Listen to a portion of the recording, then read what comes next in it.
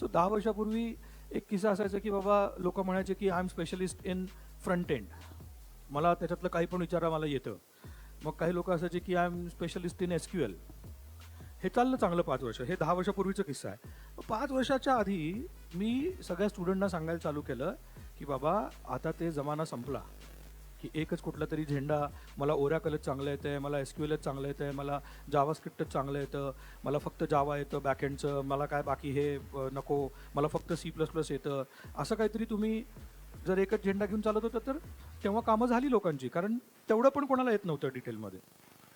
But 5 वर्षापूर्वी मी सांगायला चालू केलं लोकांना की आता जमाना काय आहे, तुम्हाला फ्रंट एंड यायला पाहिजे, मिडल लेअर यायला पाहिजे, प्लस तुम्हाला काय यायला पाहिजे आता, बॅकएंड यायलाच पाहिजे. तेव्हा जे लोक अपग्रेड झाले फुलस्टॅकसाठी आज परत तेच आहे की ते वेगळ्या पद्धतीनं ग्रो करायला लागलेत, वेगळ्या पद्धतीनं पुढे चाललेत. कारण ते झाल्यानंतर परत पुढं आता डेव्हऑप्स आहे, त्याच्या पुढं स्प्रिंग बूट आहे, अनेक गोष्टी आहेत त्याच्या पुढं.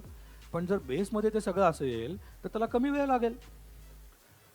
सो माय पॉईंट इज की हे सगळं जे मी तुम्हाला कमिट करतोय, लिटरली कमिट करतोय, हे मिळणार आहे. पण जर तुम्ही त्याच्यासाठी रेजिस्टन्स दाखवला की नाही मला कोडिंग जमत नाही, मला कोडिंगच नाही करायचं, मला कुठला तरी एक इन्फ्लुएन्सर डोक्यामध्ये आहे, so this is not the course for you.